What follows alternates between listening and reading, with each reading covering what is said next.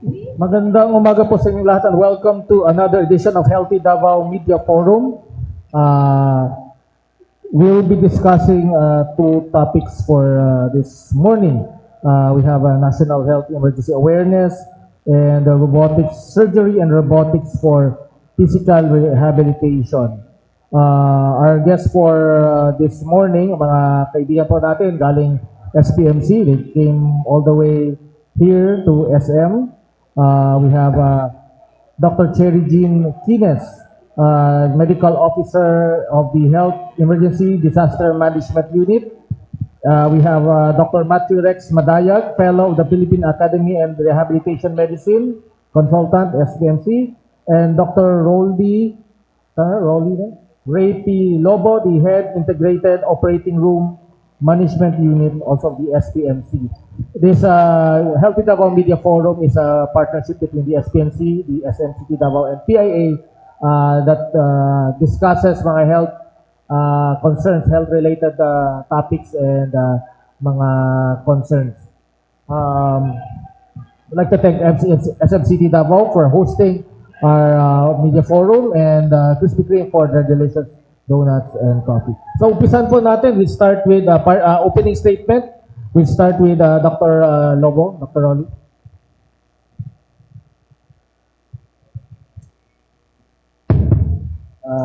Good morning, everyone, especially to those who are watching online. As mentioned, I am Dr. Rolly Ray Lobo, head of the Integrated OR Management Unit, PMC. At the same time, I am also the head of the robotic surgery unit of the same hospital.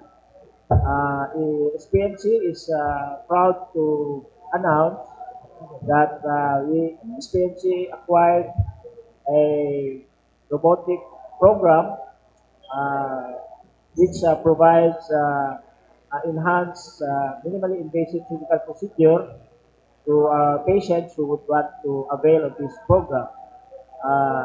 This robotic surgery program is the latest of the state-of-the-art technology in surgery. So I would like to take this opportunity also to thank our administration of SPMC, particularly our medical director, Dr. Ricardo Aldan, for his vision and leadership in promoting advanced surgical procedures for our patients because the mission is to make advanced technology not only available in private hospitals, but also it should be available in our government hospitals. So what is available in private hospital should also be offered to our patients, indigent patients in Mindanao. Thank you. Hello, good morning. Dr. Madayag po from Physical Medicine and Rehabilitation Department of SPMC. We are happy to announce that we are the first in Davao City na naay robotics, okay, which can help in patients with katong mga stroke patients, and we also have isa ka robotics na pwede na mo gamiton for sports rehab. So we are the first here in Davao City na naay robotic. So we can cater more patients, especially sa mga pasyente na kanang dili gani kay kalakaw, no, naami katong R-gate, robotics gate na makatabang para makalakaw ang pasyente. Naasad mi R-touch, robotics touch katong daghan matag makita ang mga pasyente na stroke na makalakaw pero ang kamot dili tagagana. Naay robotics karon sa SPMC na can help in the facilitation and stimulation of the upper extremities na ginagamit namo sa occupational therapy.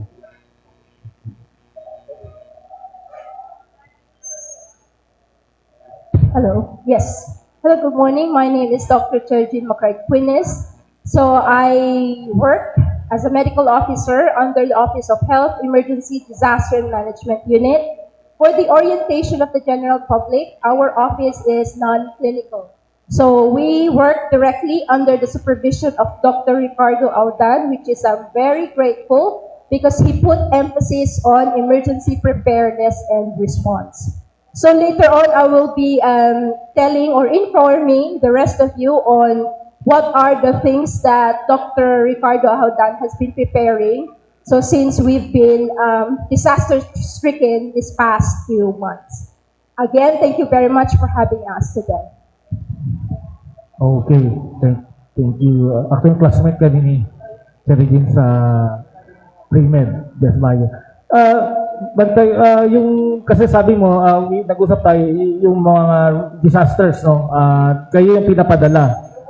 Hindi kayo deployed sa hospital but dun sa field. Parang yun, how many, ano yung mga services and ilang tao, ano yung capability natin to respond to this? Kasi marami tayong like earthquake, baha, and other calamities. Yes, thank you very much. So thankfully, the national government has given us some allotment for funds. As of the moment, so this year, 2025, so the government has formed in the person of Philippine Emergency Medical Assistance Team. So ito, pero I think I'm not allowed to too much information. Ang training team namin doon, ang nag-spearhead is si Dr. Kiko Francis Porticos. So he's the head of the PMAT team. We already help no sa pag-organize nila. It is internationally accredited. So we've been working on for the accreditation with the WHO sa ngayon. So we are still not accredited, but we were able to help already Negros and Manay. So those are the two first respond nila activity 2025. Before that, Dr. Porticos went to Vietnam and Thailand for training as well. So year 2026 ma-intensify pa natin. Our office consists of 6 doctors, 2 nurses, and one nursing attendant. But we are the ones staffed by the national government kasi diretso ang coordination. The coordination is between the region directly to the MCC or national directly to the MCC. Once coordinated, we will be organizing a team. So ang mag-spearhead, ang team leader will be automatically head mo, and then we will have, sa ngayon, initially for the staffing, we will coordinate with the CMPS, Dr. Arancel, kung mapupull out kami ng doctors in case na hindi namin kaya. So before, we went to Surigao City with Odette Typhoon. We were able to have a team of emergency medicine na doctors and surgeons kasi yun po ang need nila. So it depends kung kailangan ng additional manpower na hindi kaya ng opisina namin, we will pick from the different departments of SPMC. And luckily and gladly, si Dr. Ricardo Audan is very, very supportive.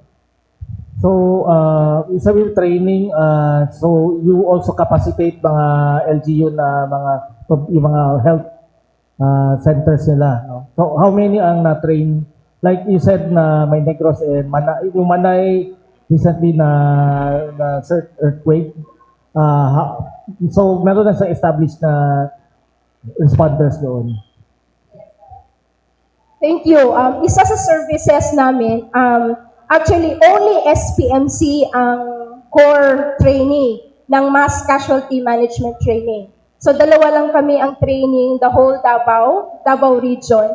So, ako, personally, I was able to capacitate, no? I helped facilitating the training on mass casualty management, both on Davao de Oro hospitals and Davao del Norte. So, si Dr.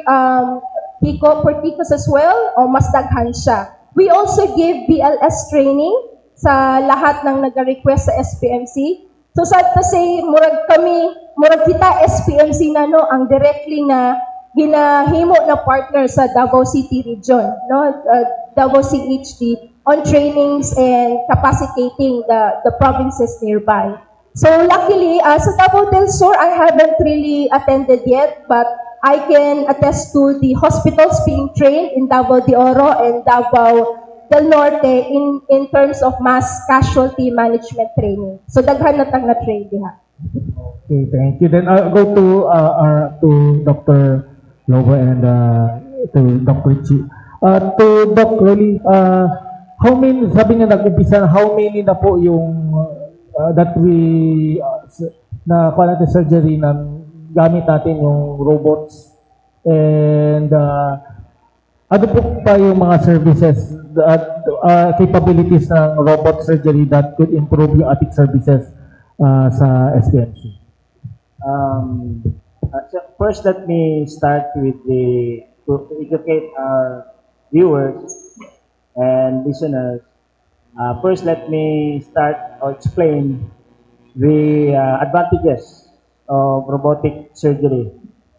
Most of you are probably already aware of what is laparoscopic surgery and its advantages over the traditional open surgery. Sa open surgery, yung usual na malaki ang hiwa, no? Palakihan ng hiwa. Whereas in laparoscopy, we call this small incision surgeries.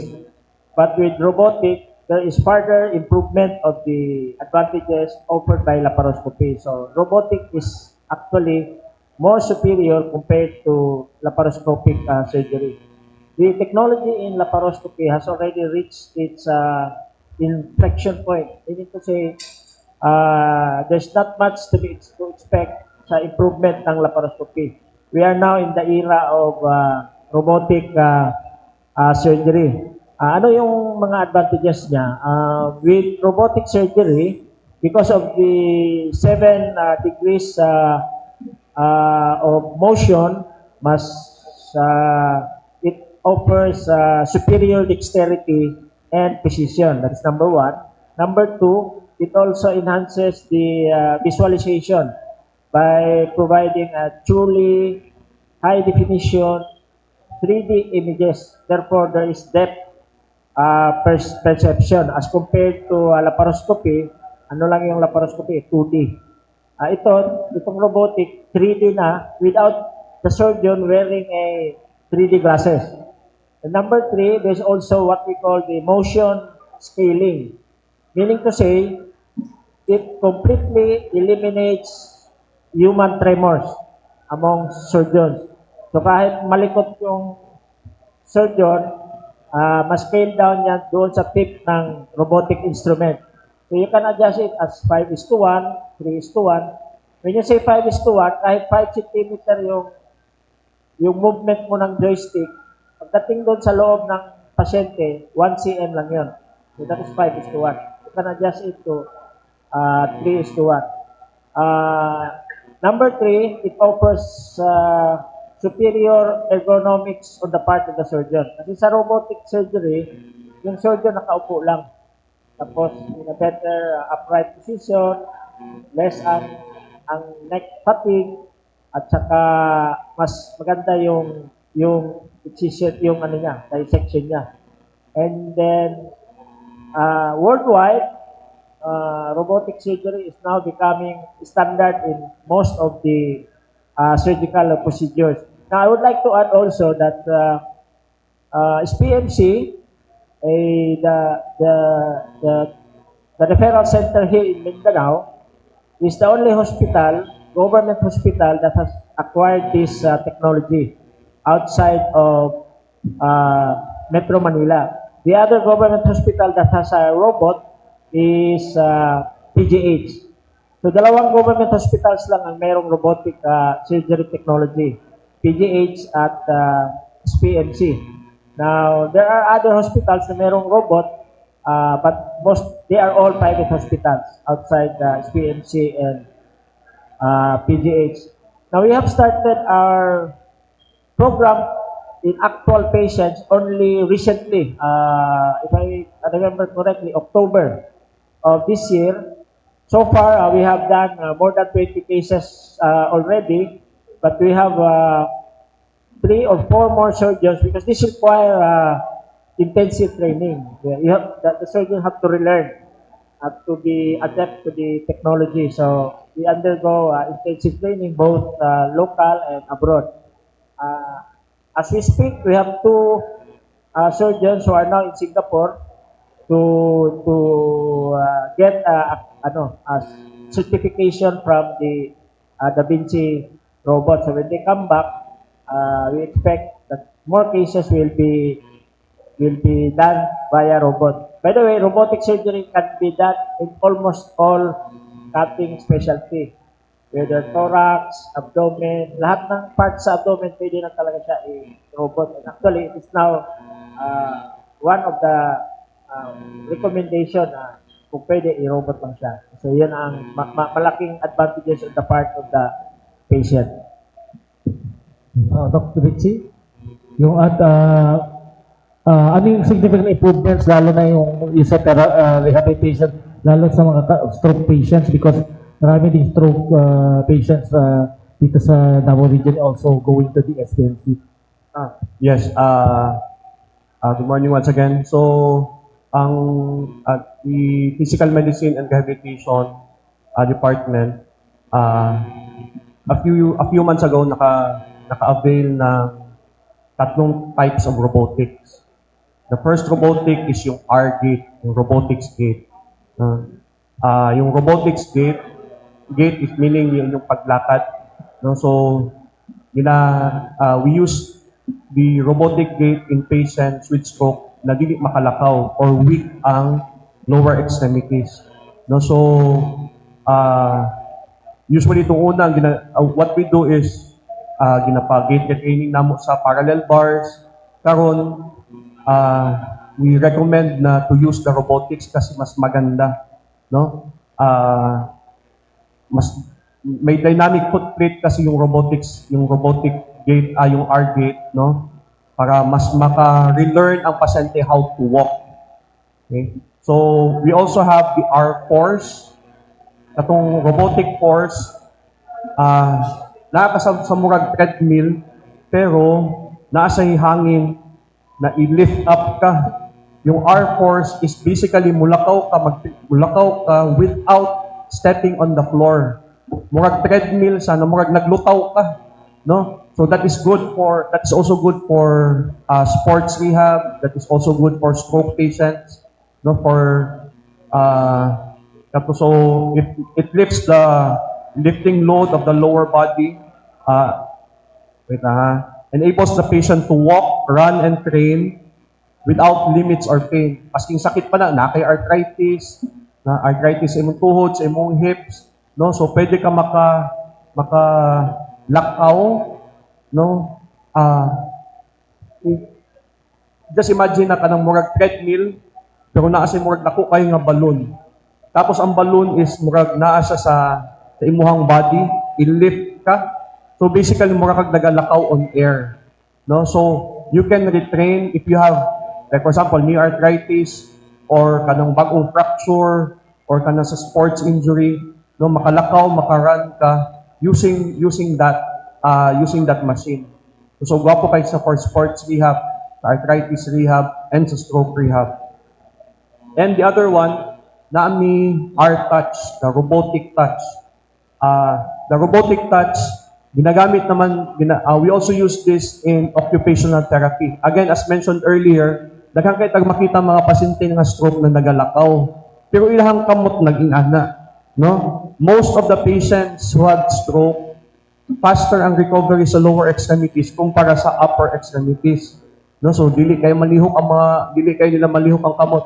But when using the R-Touch, no, ma-stimulate namo itong ginatawag namo na neuroplasticity sa brain. Kaya ka ng neuroplasticity ka ng recovery sa mga cells sa atong utok para ma-retrain nila ang movement sa upper extremities. No, so ang R-Touch is a smart glove-based rehabilitation device designed for precision and comfort. Track every motion in real time. Naa siya murag TV, nga murag naay games para ma-stimulate yun ang movements. Para ma-force yun ang pasyente na lihokon ganing iyang kamot. The tendency of the stroke patients is, dili man malihok, dili na lang nako lihokon. We call it learned learned non-use. So samot na nila dili gamiton. Ang amua in rehabilitation in stroke patients, we encourage the patient to move the affected limb. At kung dili malihok, ginapalihok yun namo kasi dili nila malihok. Kasi this is the one that causes axonal sprouting or katong neuroplasticity sa brain, which can help na hinay-hinay mo balik ang ilahang lihok sa ilahang kamot o sa tiil. Thank you. Okay, questions are for the RA? Good morning kay Dr. Lobo. Doc, pa-clarify lang, bale, nakakay-duwa ka doctors from SPMC na nag-undergo training sa Singapore, and we have now 4 doctors na capable mo perform nga nga robotic surgery. Tama ba, Doc? Actually, as of today, we only have one certified Da Vinci robot surgeon. But we have 2 who are currently in Singapore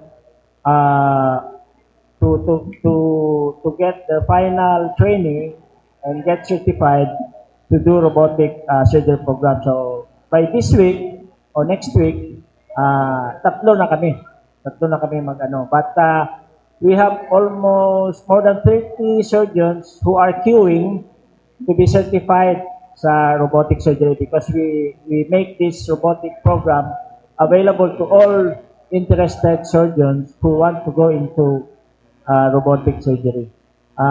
If you might ask bakit kunti pa lang, because the training is really quite stringent, and there is a bottleneck in the slots of training in the only training hub in Asia, Southeast Asia, which is Singapore.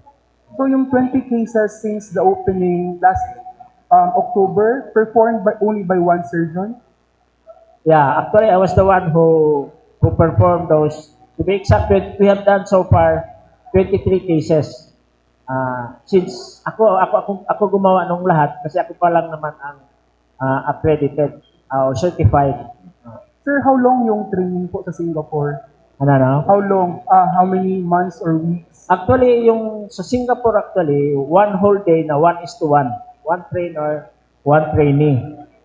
But before going to Singapore, there are multiple steps or milestones that the trainee should be able to hurdle before qualifying to undergo certifying exam in Singapore.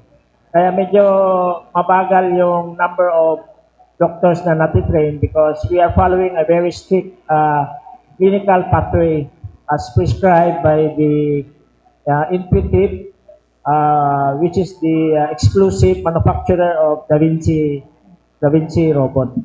Sir, mga pila kaya ka doctors ang kailangan, sir, para po ma-maximize ang operation ng robotic surgery center? The more doctors, the more surgeons who will be trained and will be able to do robotic procedures, the better for SPMC as well as for our patients. Pero Walang minimum, walang maximum. but right now, sir, you can say na parang understaffed pa kasi ikaw pa lang ang surgeon. Not necessarily understaffed, but we have the complement already of nurses and biomed, train na sila. Kasi separate ang training ng nurses. Separate ang training ng nurses aid.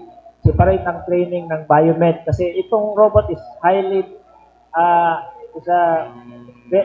advanced technology. So, siwalay ang training nun. Meron na tayong capability, kaya lang yung ibang surgeons, nagka-complete pa lang nung yung training nila. Sir, pwede ba niyo ma-discuss, sir, if ang direction po sa SPMC going robotics na talang surgery will be done through this technology or traditional way gihapon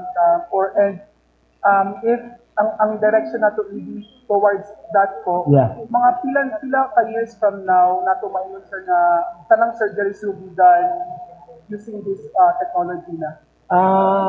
As of now, ideally, if we can do everything via robot, then so much the better. But we have some challenges also. Number one, yung robot na platform is quite expensive.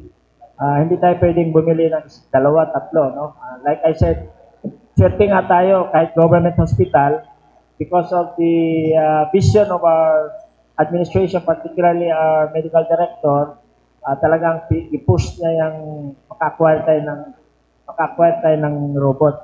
But we cannot not jump into this bandwagon of advanced surgical technology, otherwise we will be left behind, particularly SPNC being a training hospital, a 1,500 bed capacity na hospital. We should embrace the technology, otherwise maiiwan tayo. In fact, in many centers abroad, they are doing more robotics. Siguro 60 to 70% na ng kanilang mga procedures were done by robotics. Yung open, kunti pa lang. In our situation, dahil isa lang yung robot natin, we can't expect na magawa lahat via robot. So, we have to choose, we have some indication yung mga complex surgeries. But ultimately po, Doc, ang direction sa SPMC. Yeah, of course. Oo. Kung financially viable, additional 1 or 2 robots would be really helpful and would be a big impact sa ating surgical technology sa SPMC. Sir, nabay plan nasa ng SPMC na mag-acquire pa of more robots po? As of now, hindi pa. Kasi yung isang robot, masyadong mahal yun. How much po? Itong sa atin, kasi we specified that dual console. Why did we specify dual console? Kasi nga, it's a training hospital. Para while nag-opera yung isang surgeon mag-observe sa isang console. So more than 300 million yung acquisition natin. Kaya hindi basta-basta maka-acquire ng additional robot. No, sir. Sir, from GMA Super Radio po. Sir, magapon, sir. Kaning 23 cases, sir, since October man, sir, this year. And what usually ang mga cases, sir, mga sakit nga itong i-operahan. And kumusta, sir, itong operation? Like I said earlier, ang robot procedure now is becoming a standard in many surgical procedures. Meron na tayong mga procedures na pwedeng gawin like sa thorax, sa abdomen, gallbladder, liver, small intestine, large intestine, prostate. Lahat ng pasyente na inooperahan, ginagawa na ngayon sa robot, including heart, even cataract, ginagawa na sa robot, oral surgery, neurosurgery. But in PMC, we are in the infancy stage of robotic procedure, kaya hindi pa namin talaga adapt sa lahat kasi we are still on the learning stage, but we are fast adapting to the technology. Ako lang clarify, sir, unsa ning klase sa sakit, sir, atong gioperahan? Isa kung siyang sakit sa sulod sa tiyan o sa thorax, like gallbladder, tumor sa pancreas, sa liver, even sa gynae, mga myoma or cancer sa uterus, cancer sa urinary bladder, prostate, kidneys, almost everything can be done now via robotic surgery. Pero sa karon, sir, dili pa ni siya fully operational, sa ba? Fully operational siya, except that some of the surgeons are still on the final stage of training. Actually, fully operational siya. When you say, pag naka-opera ka na, that means fully operational na siya. Pero yung numbers namin, maliit na lang. Kumusta man, sir, ang feedback sa taong mga patient? Maganda ang feedback nila. Mas less ang pain, less ang, if you review the article sa journal, talagang sa robot, kunti ang conversion to open, kasi pwede ka mag-convert to open kung mahirapan ka. But with robot, there is less chance of being converted to open or traditional surgery, less pain, less blood loss, shorter hospital stay, and faster recovery. Sa last time sir na duha ka console ato sir ang isa kay for operation daw isa daw for training. Napay possibility sir katong isa console is gamito na sad sir for like operation na gyud pod sa mga pasyente. Actually yung pareho yung console, ano yung function ng isang console, yun din yung function ng the other console. Ang advantage na ng dual console is while the surgeon is doing the procedure, the other surgeon, especially yung nag-learn pa lang, they can observe directly in real time. Pero when you ask na pwede bang sabay mag-opera ang dalawang console to two patients, hindi pwede kasi iba man yung sama lang yung robot na control via the console. I would like to add also na yung ibang pasyente, they have they are worried na malaki ang mababayaran kasi mahal yung robot eh. But remember, this is in a government hospital. And because of the like I said, the mission and vision of the SPMC to make it available even to indigent patients. Ang ginawa namin through the initiative of our medical director, Dr. Ricardo Aldan, we find ways to bring down the cost. Almost para siyang ma-subsidize halos ng government. Kasi we would like also to maintain the no balance billing as much as possible. So gumawa kami ng paraan para mapababa talaga yung out of pocket ng pasyente. Sir, nasa lang sa imo sir. Namoy uban sir unsay imong pagpaklaro sir, imong masay sir kay namoy uban nga nabala ka sir ba kay robot na daw ang nagkuan, what if daw mag brand out na mga malfunction nga mahitabo sa unsay mong mga pagpaklaro sir? Ay procedure whether done via robot, via laparoscopy, via open, hindi talaga pwede na mag-brown out. Whether you do it open, robot, or laparoscopy. Kaya meron talagang provision na alternative electrical supply. So, meron talagang ano yan, genset talaga yan.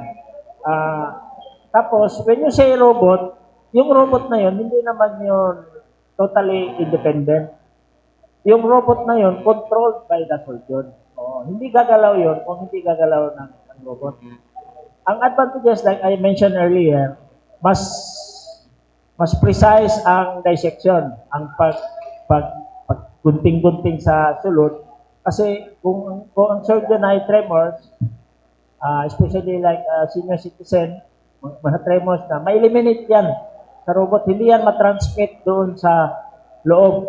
Plus, ang visualization, it's like, imagine yourself being inside the patient's tummy. Parang ang miniaturize. Tapos, pinasok ka doon sa loob ng tummy. Yun ang parang dating sa robot. So, mas malapit, mas makita mo yung even the tiny vessel which you do not normally see with your bare eye, kitang-kita mo na ngayon. So, mas precise yung dissection. And then, we should not be surprised maybe in the next few years, like 5 years, fully integrated na ang AI sa robot, especially sa tip ng instrument. So much so na meron sa mga imaging technology na could prompt the surgeon na, oy, yung malapit ka na sa ugat ha? Huwag ka muna dyan, careful. Para siya mag-alarm ba? Normally, we inject dye para ma-identify ang mga organs. But with AI technology now being integrated in robotic surgery, siya na, ano mo lang, may pindutin ka lang, you color the organ as blue, you color this organ as white, you color this organ as red. You color niya na yon. So this will guide the surgeon for precise dissection. Salamat kaayo sir Dr. Thank you. Lobo. Sir, sa SPMC sir, kumusta ang cases sa atong stroke and karon nga holiday season sir, kumusta atong mga pagpangandam? Okay. Sa karon daghang magitag cases of stroke in SPMC.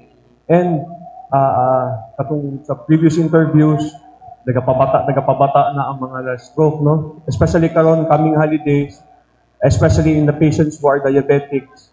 Okay, daghan ba kaon karon. Okay? So we always tell the patients na mag-diet, okay? Mataas ang cholesterol, taas ang blood sugar, mao ba yung makapa-stroke. No, so so far sa karon, a number of patients sa stroke patients sa SPMC medyo more or less the same ra gud gihapon, daghan gihapon siya. It's just that kulang lang gid mi sa manpower. No, supposed to be ang among mga gamay naman ng PT outnumbered gud mi sa mga patients, no. So ang ideal unta na therapy sessions per week in a stroke patient dapat 3 times in a week, twice a week na lang yun namo. So sa isa ka semana makaabot may mga more or less mga 75 to 100 new patients. No, pero combination na sa stroke, sa mga sport, sa mga fracture, ano ganyan. Pero more or less mga half of that mga stroke patients. So kato na Sir, usually sir, pila ka number atong madawat kada adlaw sir, and mga estimated sir nga madawat ato this holiday season, mudoble ba siya? Ganun ba sir? sa karon actually wala. Karon the usual number, pero pagka man og Pasko, kapag usually after the holiday season mas mudaghan. No, mao ginadaghan, nag-increase gid ang census for stroke ning anak kay again because of diet, no, because of stress. Diba? Daghan kayo mga pasyente nga, daghan kayo mga kanang mga batan-o na mag-inom hangtod kadlawon, yung mga kanang anak kay mga bata, tigapabata naman ng mga nag-stroke karon. So usually sa mga elderlies, katong usually sa mga diet na sila, panag sa dinom-inom og tambal. So nagapadaghan yun. Ang most likely after the holidays, we usually expect na magdagsaan usab ang mga pasyente na karong December kay holidays lagi, so dili sa magpa-therapy. Pero by the time na mag-abot og January, February, magdagsaan na naman ang number of patients na kanang magpa-therapy. Lagi katong sa stroke because of the holidays, because of the food, kanang sa mga again mga mga anak gani. Usually mga mauna ang daga cause sa increase sa census.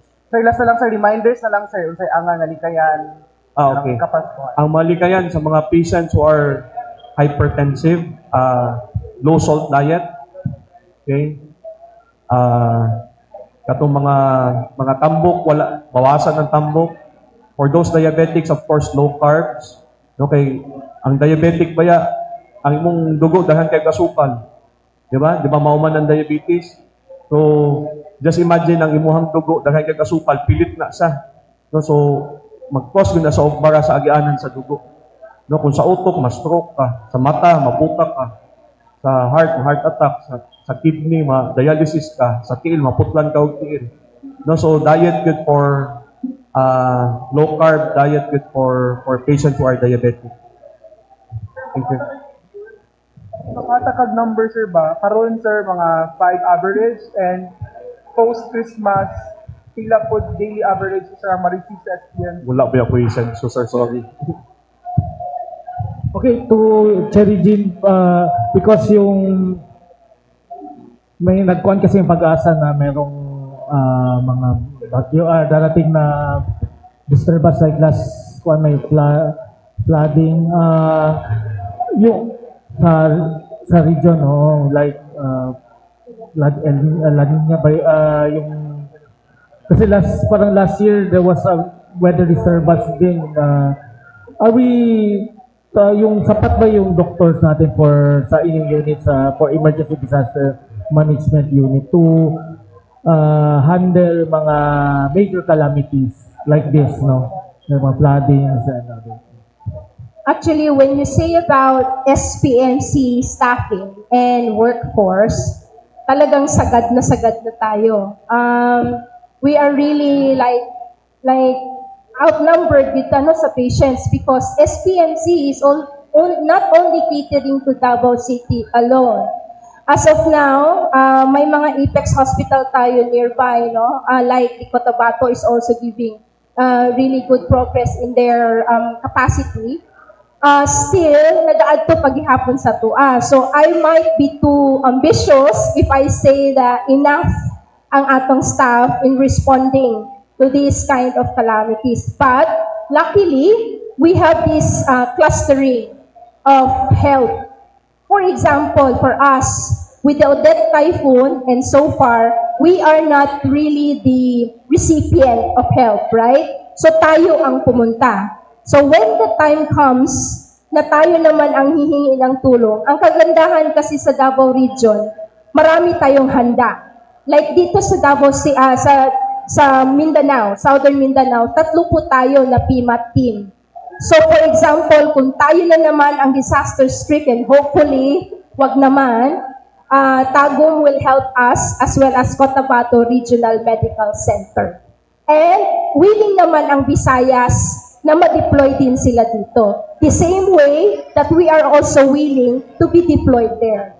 So as example, we went to Negros just recently to help our disaster-stricken brothers and sisters. So the same way, tulungan lang po tayo.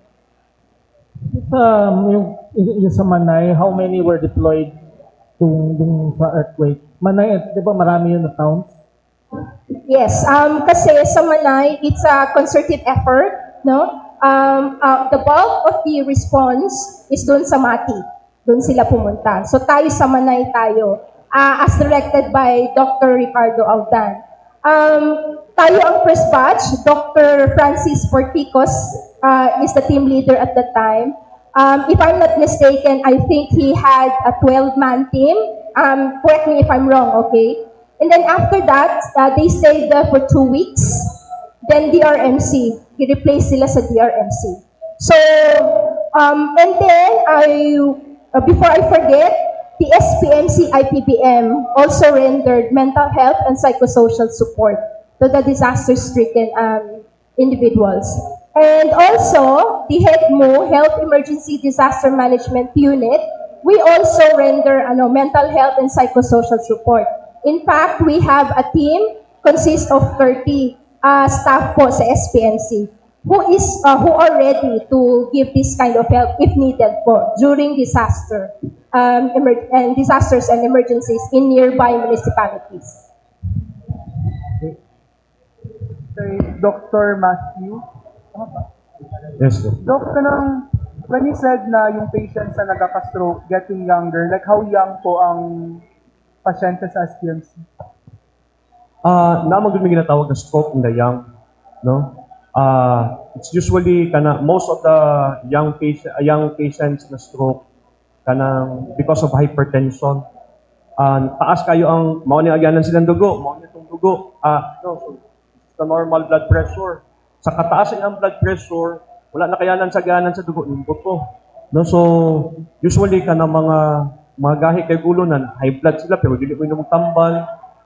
So kayo mo kanang diet nila ang problema, tapos kanang stress, tapos sa mga nightlife nila.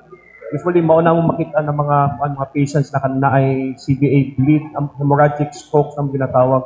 Usually mas stroke in the young, majority is kanang CVA bleed. Nasa stroke in the young ay problema sa heart, kanang ginatawag na mo na cardioembolic stroke. No, pero mostly it's thrombotic, which is usually sa mga 50s, 60s and above.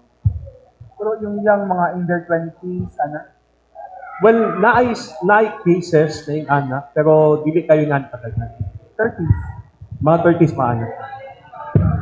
Question po kay Doc Rolly.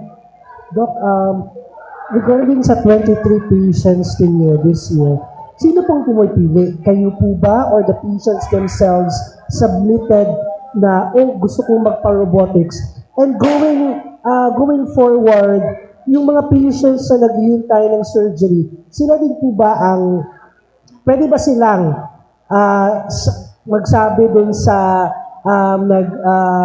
nag-accommodate sa kanila na I want to be done in robotics.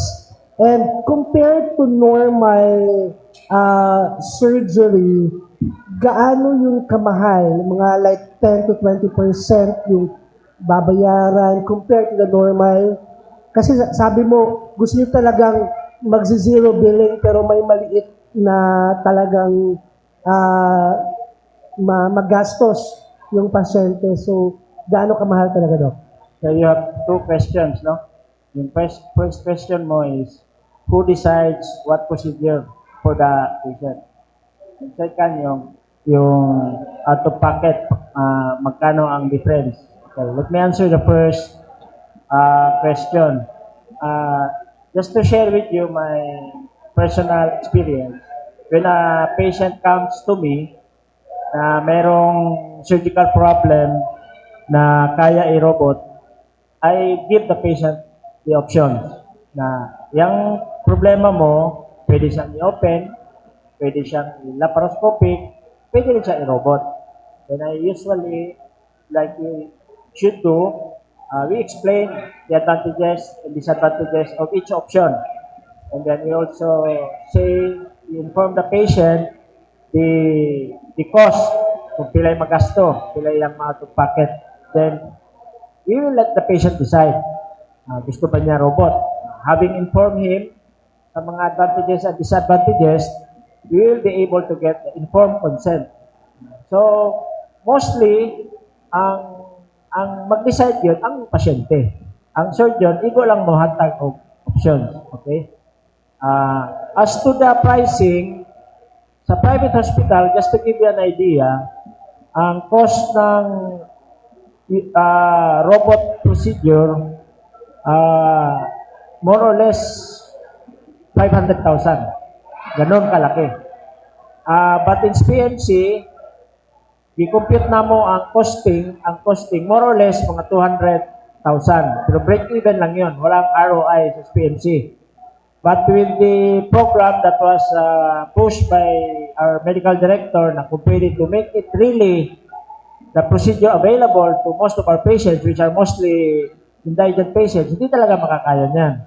So gumawa tayo ng paraan para halos ma-subsidize yun ng government.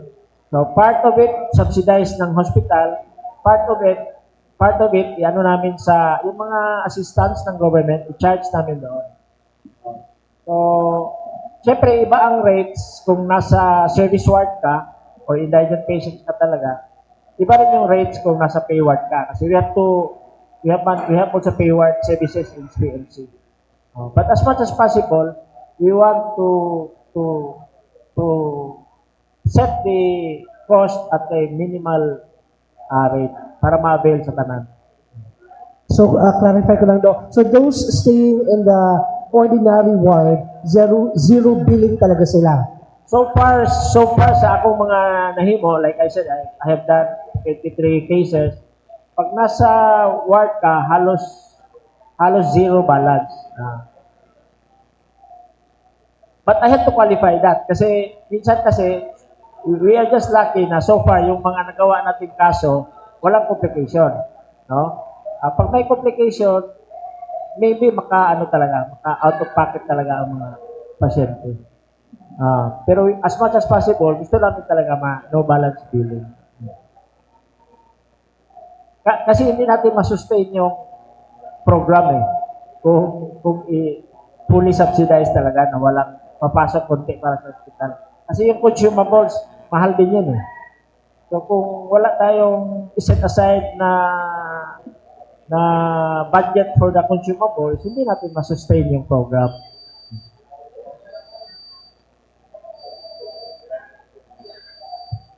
Good morning kay Dr. Cherry. Doc, you've mentioned na nakabuhat na mo recently og katong mass casualty training, especially in Negros and Manay. Have we done as well the same training sa Davao City? And also, if so, barangay-barangay pa dato or naga-capacitate ba ta sa mga barangay like sa mga in the barangay level to capacitate them as well? Actually, I want to make things clear, okay? Katong barangay level, ang responsibility ana supposedly is the region.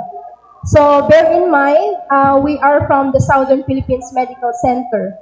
So because we are the only accredited trainer there, the region will ask our assistants, no, for technical assistance na mag-train or facilitate mi sa ilaha diri sa Davao. Most likely, as sa ako ang pagkahibalo, nag-train na si Dr. Francis Porticos diri sa Davao City mismo.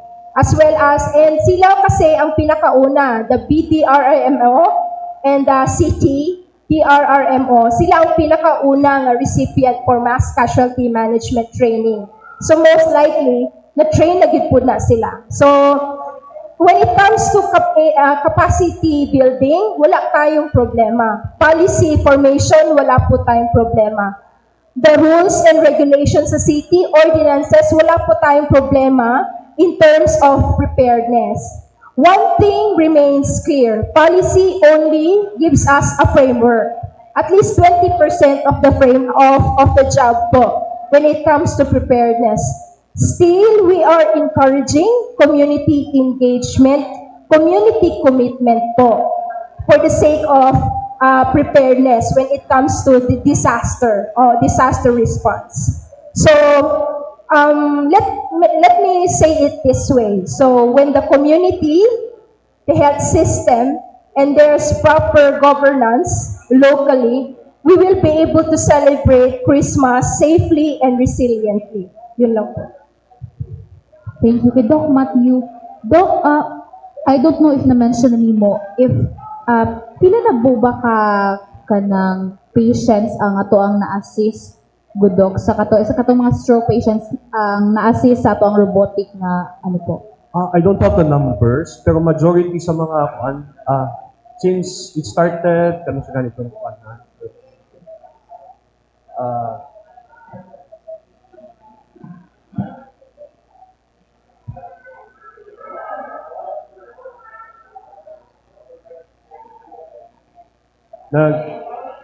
nag-launch i-launch na mo ang robotics 2 to 3 months ago. Pero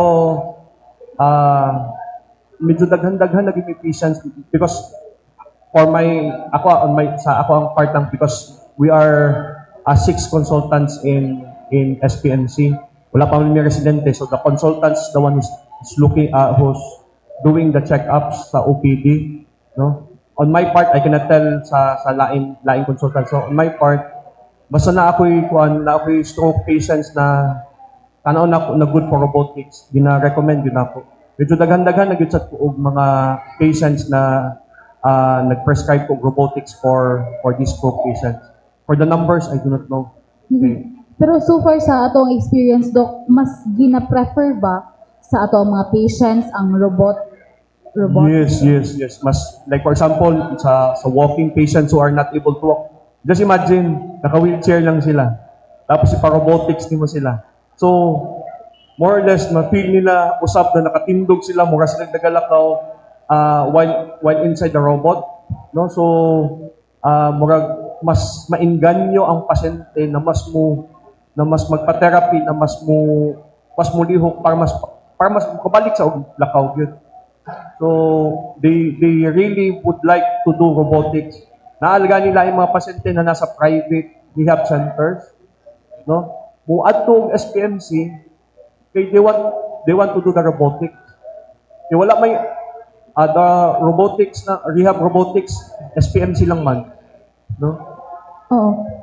So far, Doc, na ba tayo na-compare nga, like for example, during rehabilitation sa stroke patients, if mas effective ba ang, like you've mentioned, robotic canes compared to the kanang normal lang jud nga iyang pag-rehab or iyang exercise or something, so tawagan na Doc? Actually, we just started. No, again, it's just 2 to 3 months ago. Wala pa yung point of comparison, but basing on patient's experience, kasi they usually follow up after a month. No, we see the patients again and again. They would really say na mas gwapo din ang robotics kumpara sa katong sa traditional. So, gusto nila mag-continue with the robotics. Pero kanang sa comparison, wala pa kayo masulti. Because again, we're in an infancy stage. Oh, last na lang sa kong end, Doc.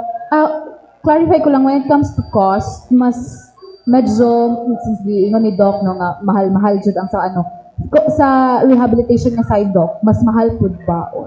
I think so, pero as much as possible, we find ways na para again masubsidize tong cost.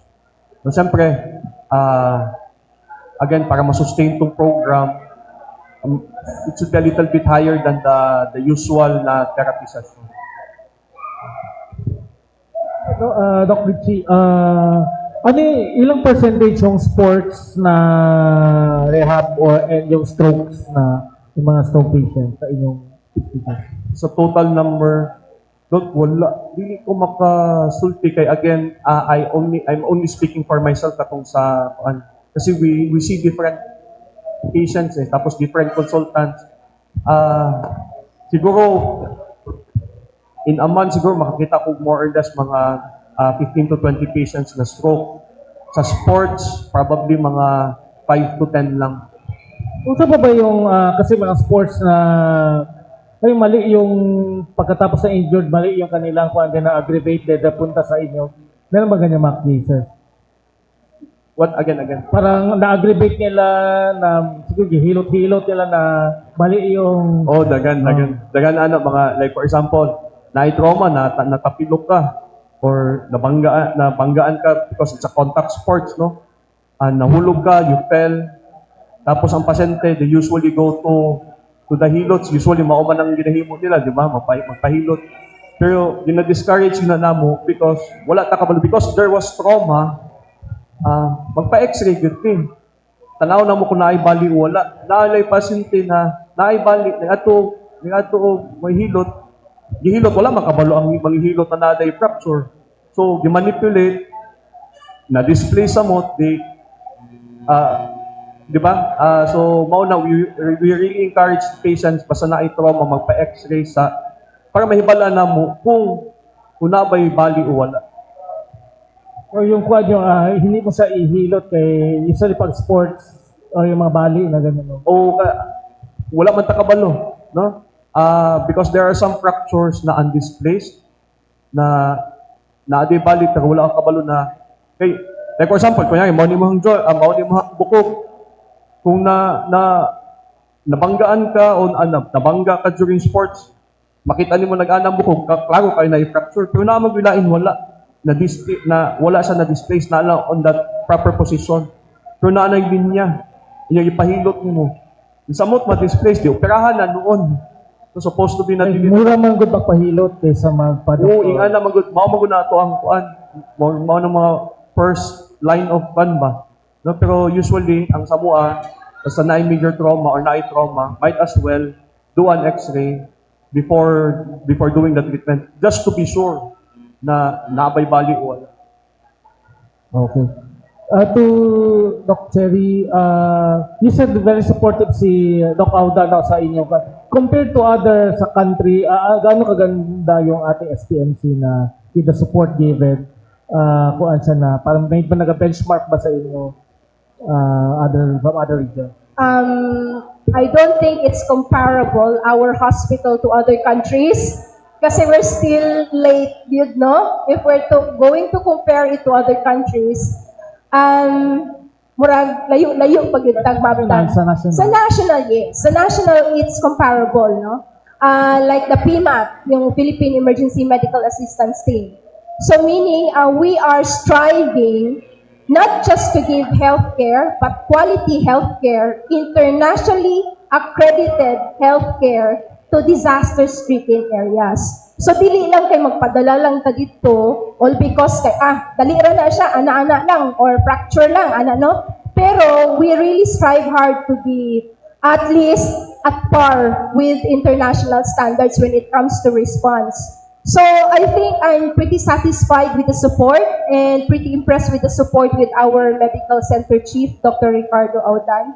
So, I can basically say na we are trying, or the medical center chief is really trying the best as he could para naman dili malayo or dili ta mapasagtan no when disaster strikes along the Davao region. Even kung may, kunyari, may malaking catastrophe outside like neighboring, makadpadala tayo outside the country. Yes po. That's the beauty of the PMAT team, Philippine Emergency Medical Assistance Team, no? At least sa sunod, no, basig na pa'y sunod na episode, ani, you can try to invite Dr. Francis Porticos because iyaha ang PMAT team, no? So basically, it responds not only here in Davao region, but also national and internationally if needed. So I can safely say, kung ma-organize na siya, dili pa ta accredited ha, nag-ask pa ta for accreditation. We are in the process of buying the logistics para ma-accredited ta sa WHO. By then, ma-deploy na ta, we can be deployed internationally. As of the moment, we are organizing the second batch. Kay kuan man na siya. First batch, second team, second team, third team, I think hantod fourth na team. Anong facilities or logistics kailangan to become WHO? Kailangan ba tayo isang mga facilities na gamit? Yes, I cannot enumerate specifically, pero tent po, inflatable tents, things like that para independent ta. Meaning, when we deploy, even in Manay, when we deploy, wala tayo kinahanglan sa probinsya. Everything is nana sa team. So, dili ta burden sa atong gina-respond. Even electricity, even, what do you call this one? Yung sa electricity na solar, na ata, appeal na siya sa logs na gina-comply na to. As of the moment, hopefully, matagaan additional funding sa national next year. So, that will be the focus of Dr. Francis Porticos for next year. Okay. Questions of our friends on the media? This Healthy Davao Media Forum is live streamed over the PIA Facebook, Davao Region Facebook page and Kadagpan. Since wala na yung mga tao, I'd like to thank our guests, Dr. Rolly Lobo, Dr. Richie, and Dr. Cherry Jean for coming over. We'd like to thank SPMC for the support sa Healthy Davao Media Forum. I think this is the last for the year. So next year na naman. Parting statements po natin, siguro meron tayong i-kuha sa mga audience natin, ano yung mga ating mga reminders sa kanila. Lalo na Christmas, for example, sir, Doc Richie, Christmas season. Na-remind mo kanina yung stroke, kasi maraming ang ginatake ngayon, no, kasi mga high lechon, mga hamon. Then, umpisa natin, parting statement, Dr. Lobo.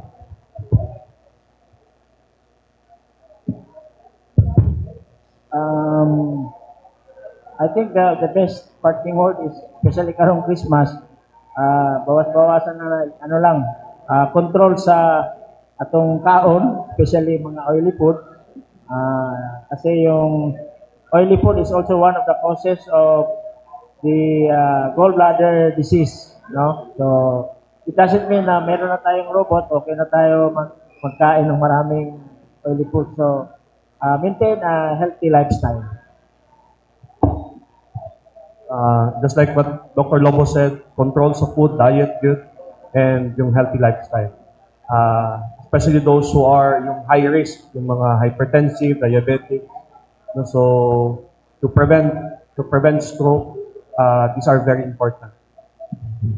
Thank you. Again, I would like to reiterate, preparedness is not only the hospital's concern. So preparedness is not all about response. It is about being prepared. It's about prevention, readiness, and collective action. Hence, sa inani nga nga punto, we are calling for community commitment and engagement para naman magtinabangay ta para ang Christmas dili mahimong crisis. Daghang salamat. Okay, thank you so much to our guests. This has been Ruda Palama of the Philippine Information Agency. Till next year, no? More relevant topics to this.